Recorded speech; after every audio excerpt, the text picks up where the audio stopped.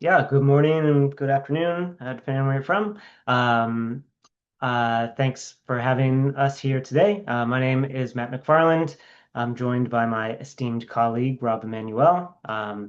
We are both in Philadelphia, Pennsylvania. We both work for the Developer Experiences team in the Azure Database group at Microsoft. And we are longtime Postgres users. I was mentioning earlier in our chat, we have been geospatial software developers for a long time, so we use PostGS quite a bit.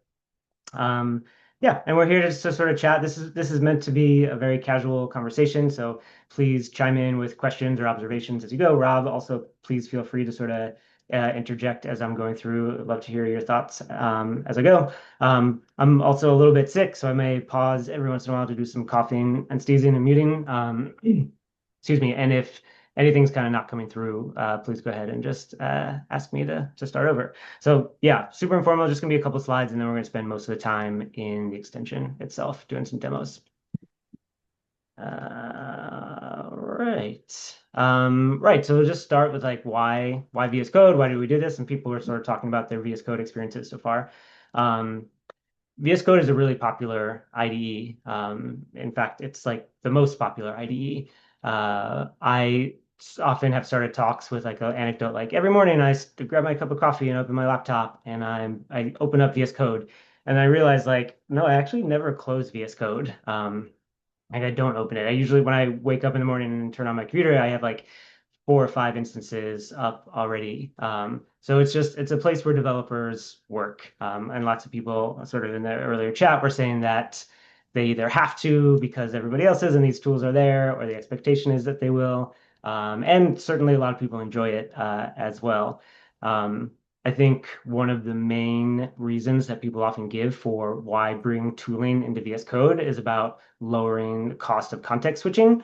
And I think that's like valid and true that having your database objects and your schema and your actual data, your results from the inside of your database on the same surface as your code and your documentation and your user stories and your, design elements and things like that, is a real benefit and it's like really valuable. But it also kind of glosses over the point that VS Code, it's a great application, but it's also really a powerful developer platform.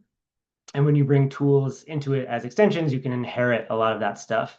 Um, some of it is sort of small and subtle, but still kind of really important to developers. And these things like theming and like getting your color scheme right and your syntax highlight color the right way that you want it, all the way to like very powerful, obviously, text editing capabilities. And we'll have to talk about AI and agents because this is 2025. But it really has a powerful sort of agent orchestration framework, really. It's not just a chat interface. There's ways to do really significant agentic coding, and bringing the database into that context can be really powerful. And that's definitely something that we have incorporated into our extension and is really the future that we're oriented towards. If you haven't heard of our extension, you're not super familiar, just kind of in a nutshell what it is, we'll go through all of this and some demos. But it's a way to make connection profiles, manage them, put them in groups, create new servers, browse your objects, visualize your schemas. It integrates with psql. You can write your queries using IntelliSense that's schema aware, execute queries, do exports, look at your diagnostics. And then again, these two sort of chat agent related things. One being that there's a sort of participant and you can interact with a chat that has the ability to interact with your individual database. So obviously the models themselves have been trained on Postgres database, probably the code itself, certainly the documentation, certainly probably thousands, hundreds of thousands of projects, code projects that consume Postgres. So it understands, intuitively, essentially Postgres in general. Um, but with our tools, you can give it access to your actual database, like make a connection, run queries, inspect the schema, inspect the data. If you give it right permissions to iterate and alter the data. So these are things that could help you write a query. It could help you debug a query or sort of analyze its performance. You actually don't even have to have it write a query. You can just ask it questions. It can query and sort of synthesize and summarize the data in your database back to you. And then sort of a different shift. It is a different type of thing, but it also provides tools for more agentic workflows for building. And I left that sort of dangling on purpose, like building applications, building your database, building your data. Um, Basically, like giving tools to connect to your database and interact with your database. And again, with the right permissions, iterate and change your database, uh, brings that context to these agentic coding workflows. So, previously, if you were using agents to work on an application, they might be able to get some context about your database from some static DDL files that may or may not be out of date, or your ORM structure or something like that. But now it can actually, inspect your database, understand the context, and have a more seamless agentic sort of building experience within VS Code. And that's kind of stuff that Rob's going to be able to talk about a little bit more. And then my last slide here is really just a note about Azure. So this project is funded, and Rob and I come from this group within Azure Databases, the Postgres organization.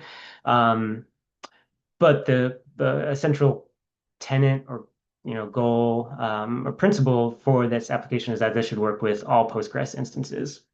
Under the hood, we're using PG. So this is like, if it speaks Postgres, we support it and want to have a really great experience for users who use it locally or on-prem, on their network in any of the clouds. However, if you do use Azure databases, and I encourage you, this is my one plug, you should check it out. It's a great platform. We do light up a bunch of new features like Entra ID authentication, so you don't have to manage passwords. We have features that are rolling out soon that I will show now for being able to manage your flexible server without having to go to the portal. You get access to some diagnostic features for through Azure Monitor and things like that. So these are all sort of like an enhanced layer of functionality that work if you're working with Azure databases, and maybe in a mix of clouds. That could be something that's useful too. So at this point, I'm gonna try to learn how to stop sharing on Zoom. I said I'm not a Zoom power user. Um, and switch over and show a demo. All right, this looks like it. I'm experimenting with the size, so any feedback about, I've got it small and then kind of zoomed in. Oops. So stuff might be a little bit squished, but yeah, let me know if things are legible if you'd like me to make any It's good. adjustments. Looks good. Cool. Yeah, so I'm just opening up. I have a cheat sheet here. Don't read ahead if you want to avoid spoilers. But I'm going to start out with just like, where can you get this? If you go to VS Code and go to your extensions and just search for PostgreSQL, will show up. Look for our snazzy elephant icon. I'm using a custom build that has a few features that we're going to be rolling out in the next month or two. Always a little bit of a risk to do something custom for a live demo, but hopefully it works out. Yeah, you can see that the extension has been around for about 7 months. That's when we first published it, and we're up to over 300,000 installs. So we're getting some good traction with this. We think people enjoy it. We're getting a lot of feedback. There's a lot of feature requests as well, and we're always interested in hearing feedback. If you go to this page, there's a link to the GitHub repo where you can submit issues. Yeah, so to jump in to activate the extension, you can click that same icon that should, after you install it, should show up. And I obviously have a lot of connections because I'm developing this. I'm just going to minimize all those to save some space. We have a couple panels here. I'll get into those as we go along. But the first thing I'm going to do is just sort of create some space for us to make a database server and some data. So I'm going to create a server group. I'm just going to call this meetup demo. Hope this works. Create that. It's a new folder. We have a toolbar up here. This is where you add new connections or create new servers. You can also do that directly from a context menu here, so they go to that folder. And I'm going to start out with creating a new server. I'm close this to make some space. Here you can see we have a couple of different types of servers that you can create, and we have more coming, including this recently announced Postgres type database that we just launched at an Ignite conference a few weeks ago. I'm going to create a flexible server. And since this is going to take a few minutes to provision, so I'll kind of kick it off in the background. This is just generally saying why this is a good idea. It's so great. It can do all these things. Go ahead and get started. I'm VS Code. You, as a VS Code user, may be logged in to VS Code through a number of different identity providers, GitHub or Microsoft. I'm logged in both, so it picks up my Microsoft identity just through VS Code. It knows what tenants I belong to. Um, and because I've done this before, this is sort of pre-populated with some of my previously selected options. But yeah, just an easy way to create a new flexible server Postgres. So I'm just going to pop in and call this PG MJM. That's me. Meetup demo 500. Just give a couple of different types. I'm going to go with a smaller variant. I don't want to have to mess with passwords, so I'm just going to use my Entra ID for this. This is going to cost someone some money, and go ahead and kick that off. So, yeah, one of the ideas that we have is we just want people to either come with the Postgres servers they have, connect to them easily, or create them. Anyway, so if you don't have an Azure account, this obviously isn't the great way to do it. I'm going to close this because it's going over here in the background. You can see I'm tracking some of these deployments. Um, Instead, I'm going to go back to create a new server, and I'm just going to create a Docker server. So similarly, these are all the great reasons why you should use a local Docker instance for your Postgres server. It's just doing some prerequisite checks to make sure that Docker is running, and it is. I'll go ahead and continue. Let's give this Docker PG meetup. It's going to suggest a container name. You can change that. Suggest the default username. I'm just going to give it a really complex password here. You can do certain things. You could give it a specific port if you want. If not, it's going to find a free available one. We're going to pull from the public Docker registry. If you want to use a different one, you can set that up here to set the image name and everything. And some images like PostGIS have different architecture flags that you typically would give on the Docker command line. You can add those there too. I'm just going to go with all the defaults here. Hit create. It'll go through, create the server locally, and connect to it. So I've got a new connection here. Not much going on in here. So if I head back to my cheat sheet and I say we're going to create a database. So go to this database. I'm going to hit new query, pull that up. So this right now is just a VS Code text editor. So if you opened up like a Python file or an HTML file, you're basically looking at a similar thing. We've added a few things to let you know that it has recognized that it's a SQL format, and we have said that it's going to be a sort of PG SQL variant. If you wanted to opt out of that, if this was actually MS SQL or MySQL or something, you could deselect that. But we've also added some information up here to let you know that you are actually connected to a database. This server, this is your database. It also shows up in the status bar down here. That's way when you have multiple query text windows open at once, you sort of know what you're connected to, so you don't accidentally execute queries against the wrong database. I'm going to go ahead and start typing here. Just point out that we've got some IntelliSense, create database, yep. And pointing out something here that there's this sort of like ghost completion. If you use, however, you can see, if you use Copilot, you can notice that this is not really an IntelliSense completion. This is Copilot suggesting something. So this isn't really a part of our extension. This isn't schema or context aware. This is just Copilot trying to be helpful and suggest it. In this case, I'm going to disregard it. Pagilla, is that what it is? And just type my simple query. Control-Shift-Enter will execute it. Our results come down here at the bottom, shows that happened. I'll come over to our database and refresh. Actually, I created a database. I'm going to refresh on the database, and we can see that we've got a new database here. So let's get it populated with some stuff. So I like to load and like run SQL scripts with psql, even though I use this graphical interface, I do like psql, and many people do. So we have that integrated. It uses your sort of installed local binary, so we're not shipping a new psql executable. But if you have it installed and it's on your path, you can connect directly to it still within VS Code. So it's used the connection information that I had previously set up and saved. I didn't have to re-authenticate. And if I'm not mistaken, I can say this. I have a data file locally here. Agila, Agila schema, I believe. Yeah. Um, and I'm just going to run that. You can see it ran a bunch of tables. So if I start digging in here, I should now see bunch of tables. Yeah. Which is great. Alternatively, so this is the workspace, on disk that I'm working with, where I just loaded that schema. I'm going to open up this SQL file, which is the data. I'm also just going to quit out of that, make some space. You can see this since this is a SQL file, but I didn't really associate, I didn't start a new query from the database object explorer, so I'm not actually connected to a database. So I can click here and filter down. I think this is the one that I do want to connect to. It connected to the default database Postgres. I'm going to switch that to Pagilla, which is the database we just created. And we've added a context menu to just run this file with psql. So I should run this. It'll use the connection that was already established and ran that and added the data.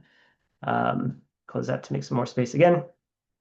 So yeah, one nice thing. I'll go back to the extension and great. I've got this schema, this data. This is new. I don't really know much about it. I'm just going to do a quick chat with this database. So if I open this up and you can see that it's using this connection, um, I'm going to say like, hey, I'm new here.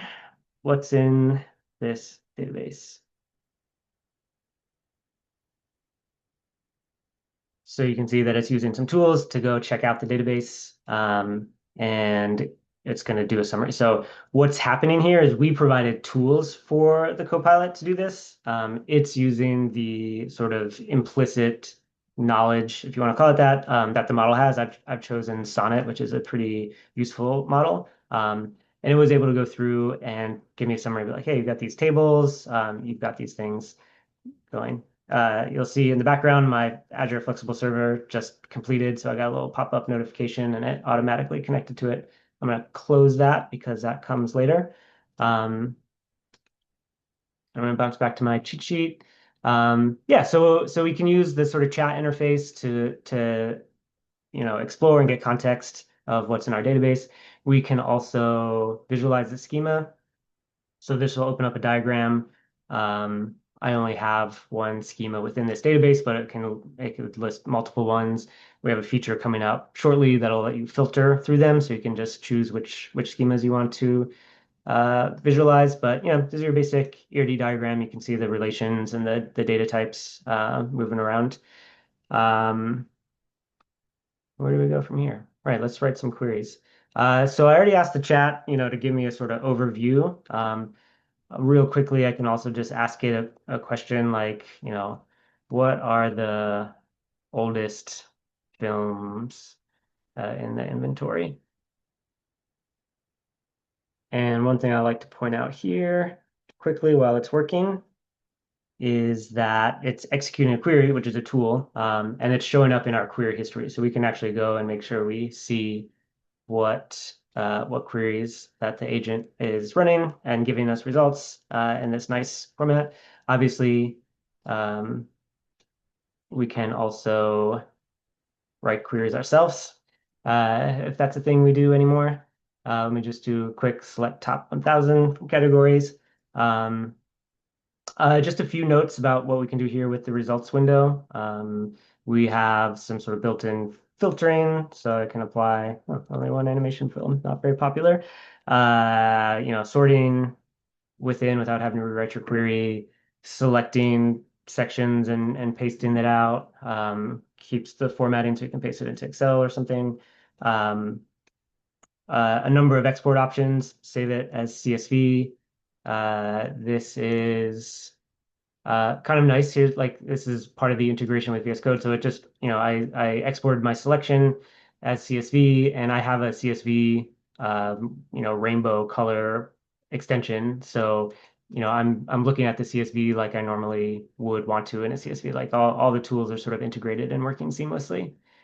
If this bottom sort of panel or sizing of your window, I usually am working on a very big monitor and this ends up being a very narrow strip at the bottom. You can pop this out into just a regular tab where you can sort of put it in with the mix of your other tabs.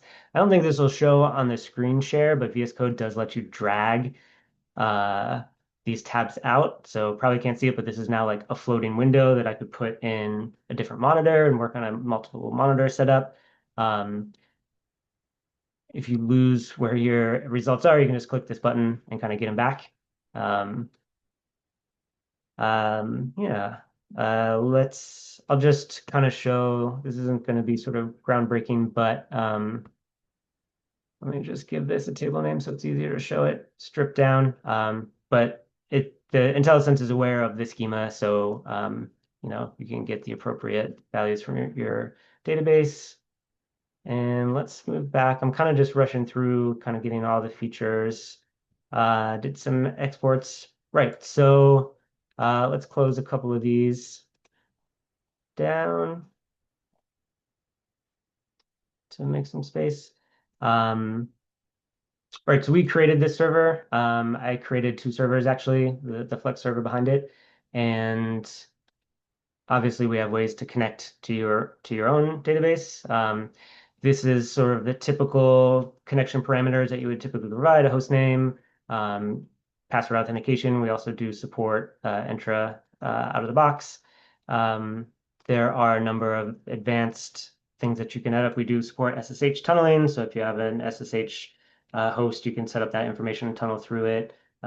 We default to a secure SSL mode if it's not localhost, but you can set up all your SSL requirements there. Also, you can just like paste in a connection string, and connection string I use sort of in the broadest term possible. Like you could paste in a psql command, connection command here, or something from your Python application, like a cyclepg connection string. It'll probably parse it and work correctly. Or if you're an Azure user and you're logged in like I was before, you're able to sort of select subscriptions and go through and browse for servers in your different resource groups and establish a new connection that way. And then,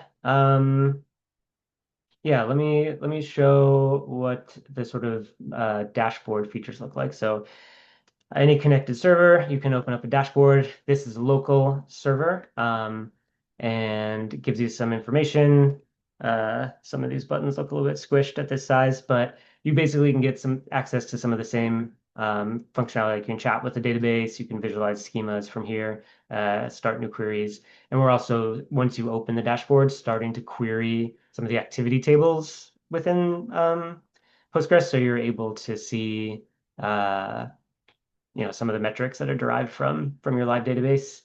And if you are in Azure, I just created that one, so that's not going to have a lot of historical stuff. So let me just go to an older one, see if this works real quick. Um, for Azure databases, we have a few more things available. One is that we integrate with the Azure Monitor, so we're able to get historical metrics. You can get metrics back for the last 7 days to do a little bit deeper analysis.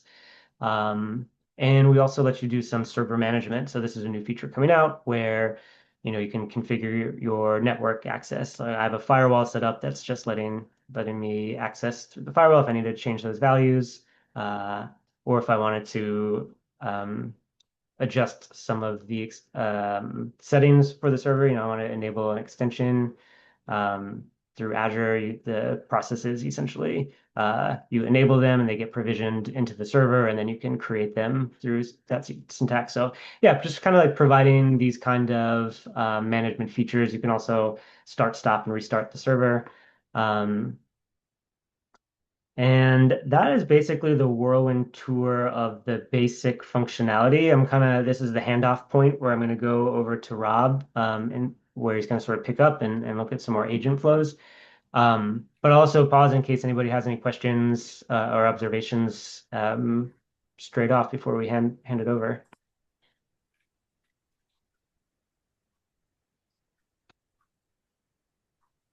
Maybe not. So, Rob, do you wanna share and pick up? Sure. All right. Let's see. Get my Zoom on. Yeah, I was saying earlier that it's we're not Zoom. Super zoom We're not function. zoom full. All right, so here I have a database connected called scenario HC, which what HC means will become obvious later. Um, actually, right now. So here I'm on the historical dashboard, right? I've been collecting real-time metrics for a while. So if you leave the dashboard up and running for a while, this is this is what you'll see. Um, and the metrics are like really in a preview state. So you can see at the bottom here, like give feedback on these metrics. We're really looking for people to say, hey, I'm in DB or PG admin, and I like looking at this thing and it's not here, right? Please give us feedback. That'll be great to sort of respond to that. So if we go to historical, right, which is the pulling from the Azure monitor diagnostic settings, we can see that there's this big old spike in CPU, and there's ways that I know to go and investigate that, but I'm lazy, so I'm just gonna say ask copilot about this chart.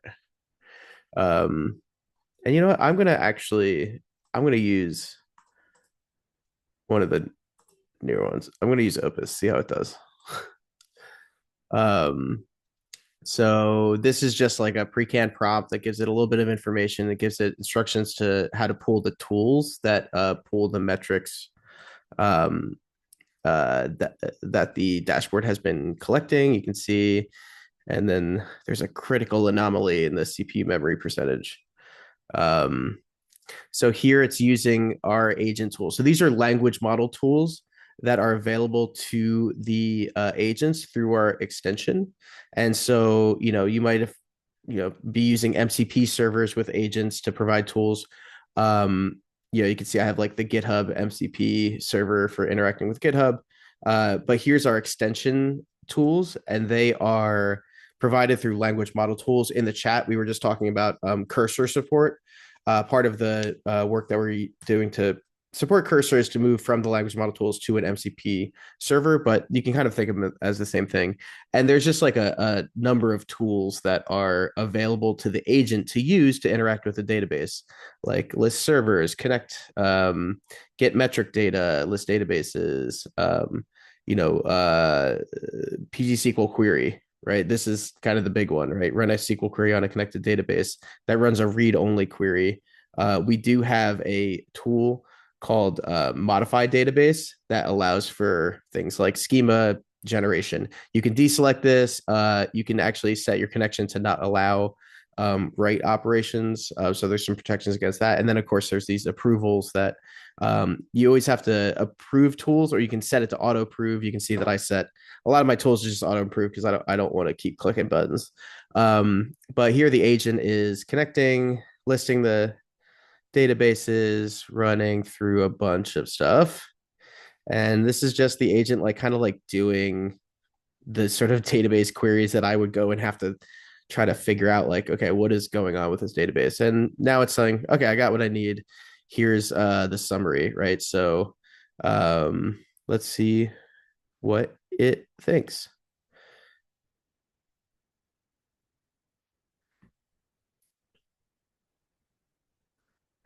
It found my query. So I have a scenario that I'm running through some Azure functions that I can just start and stop through a web UI that run a workload against the database. And then problematic execution plan. So you can see that it like ran explain on the query to see the execution plan, and that there's this sales order detail big has no indexes on it. It's like, why are you doing this without an index? So it's going to say a bunch of stuff about explaining to me over and over again about why I should have an index. And now it says, hey, immediate mitigation, create this index, right? Um, and then there's application level fixes. I like this. This is sort of stuff that Opus is giving that I haven't seen. Um, that's really interesting. The query is actually not even will never match data from 2014. So it actually looked at the statistics of the data and said your query isn't even doing anything. It's a test query, so that's why. Suggest some long-term monitoring. a second. Sorry, my headphones were pausing because I was getting a call. Great. And then one second.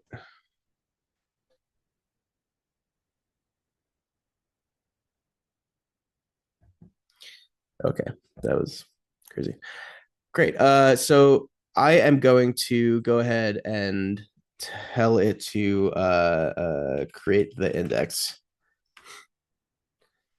And so I could, have it open up a script that lets me review it. I can have it, describe the way that I do my migration strategy in my code base and say, create a migration script to add the index, but I'm just gonna say, hey, go and do it. And you can see here's where the tool actually stops. So I don't have automatic approval on my modified database. So I want to actually go and look at it and say, okay, what is this actually doing? It's not the best tool review interface. Maybe there's some improvements there in the future, but that's sort of VS Code stuff.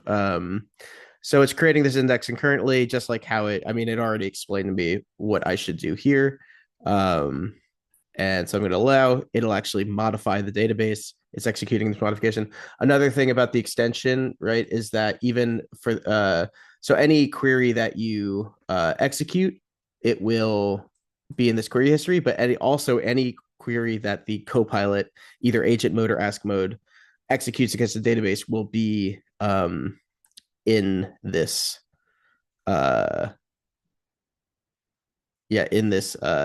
query history. So this is taking a while because it's creating this index, and I can go ahead and look at this and open this query. And so the copilot is instructed to have good sort of documentation and description around the queries that it makes. So for any of these queries, it's going to try to format it in such a way that you can really review it. So now we can see that this, so this is the create index, right? Can create a composite B tree index, right? Much more than I would usually say around a single statement SQL file. I'm just gonna save. So save.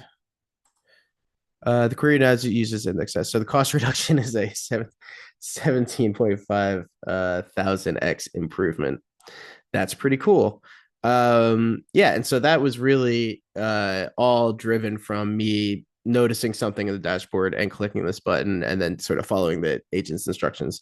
So what we'll see as we kind of as this moves on, there's a little bit of a delay between the diagnostic information, the telemetry going into Azure Monitor, and so we'll see this in a second of this dropping back off. And yeah, if I want to kind of confirm the state of the database, I can go and look at where it was pointed at. So there's a sales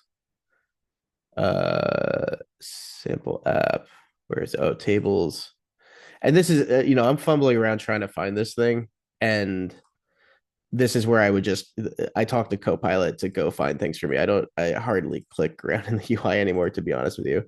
And we can script this as create or drop to see, that index that was created. That's an interesting bug that I'm finding in a live demo. Yeah, had to happen at least once.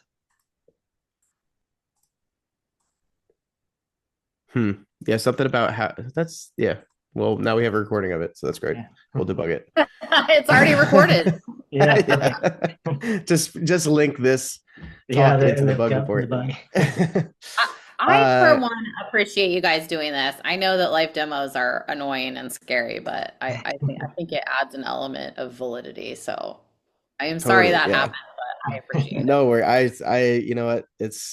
I feel like I'd rather discover it, even if it's in a live and embarrassing format. But so here I moved to the hour mark. I had it at 7 hours, and then you can see that the CPU dropped. So yay, we confirmed that things were successful. But that's just the diagnostic stuff. But I can do other things with it. what should we do? So I want to like understand what this database is. So I'm going to say, so there's chat with this database that uses the chat participant. I think we need to do some work to clear up like this, these two different modes. And so that's future work, but I'll usually just say connect database in agent mode because I like talking to it in agent mode. And what I'm going to do right now is this is a little bit of a copilot tip. If you're chatting with any agent, all of this chat history is going into the request that I just made. And that's a lot of context to fit inside of the context window for a LLM that's now trying to answer my question. And so it will get confused. If you let your chat history go too long, the agent will get confused and it'll stop performing. You'll be like, why does this model suck? It doesn't. It is you have to clear your context. You have to do context engineering, right? So I'm going to do that. I'm going to give the model a better chance, and I'm going to say, forget about everything we just did. New chat. Now connect this database in agent mode, and so it'll connect, and then we can kind of go from there. And I don't know exactly what I'm going to ask it, but let's just say, what's in this database. So what it'll do is go and fetch the schemas, and this fetches database context for all of the objects in the database. It's a pretty big database, so it'll take a little bit. And now it's gonna. Okay, great. So it's VentureWorks database. It knows this. VentureWorks is a it was in its training set, so it understands what it is from its intrinsic knowledge. And I converted VentureWorks to Postgres, and that's what it is. And so it'll give me sort of an outline of all these things. And then so if I say visualize the schema, it has a tool to go ahead and pop up the schema visualization. And we can see this. There's this big old complex multi-schema database that is AdventureWorks. And yeah, so this has like sales, production, person, human resources. So I'm going to say like, what types of employees are there? What's the most popular job type? I don't know. If you have interesting questions to ask this database, please let me know, because I'm just going to kind of like poke at it. But you can see this is where the natural language, the SQL, comes in. It's translating my natural language off the cuff question into SQL, and then interpreting the results for me. Production technicians dominate the workforce. What is work centers? Interesting. Much just for, which makes sense for a manufacturing. I feel like AdventureWorks cycles. That's very cool. Excuse me. So let's see. One thing I can ask it is, do you see any opportunities for schema modifications? I'm just gonna talk to it because I like to do that. Hopefully my mic is working. Do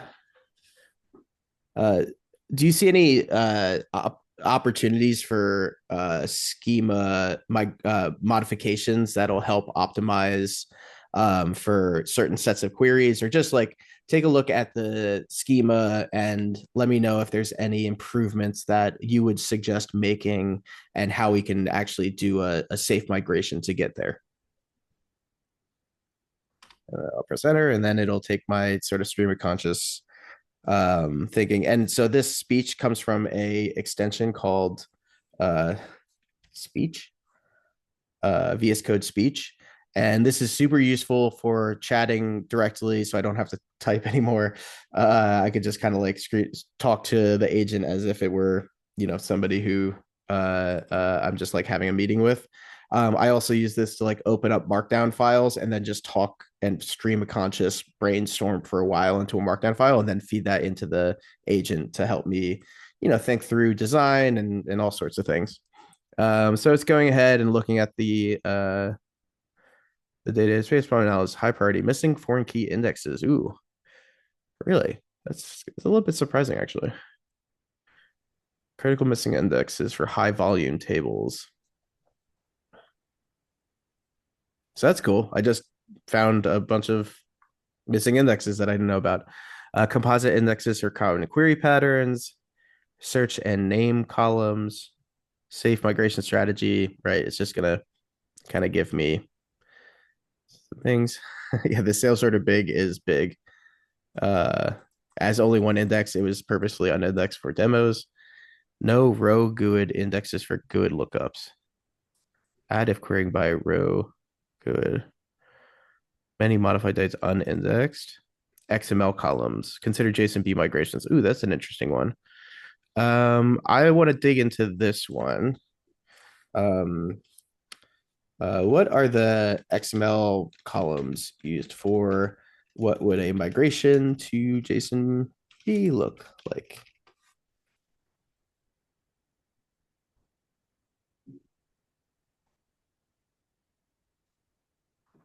Hey Rob, I was just gonna note that we have about 10 minutes left in our little meetup time today. If you want to kind of get to the point in a minute that folks can ask questions, I just want to make sure we have a couple minutes for that. Totally. Yeah. If you want to ask questions, go ahead. I am like now playing with the agent and the stable database. So I forgot like that I was music. I know. I forgot that I was in front of people. So yeah, please do ask questions and What's that we called? can even Like when suffer. you're like vibe coding and you get like Get the distracted, like flow. you Yeah. fell into like a vibe hole. I've had that happen to me a couple times recently where I just like realized that I've spent like 5 hours talking to an AI bot. And I'm like had a pretty good experience. And then I was like, but we can't like have a coffee after this. Like Yeah, totally. You may want to consider coining that term, like saying you coined the term vibe hole. I haven't heard that before. Yeah, I haven't heard that one. That I can relate. But yeah, if anyone wants to ask a question, I'm gonna pause this recording now. Mhm. Thanks so much, Rob and Matt, for everything you showed today. I'm gonna pause the recording right now.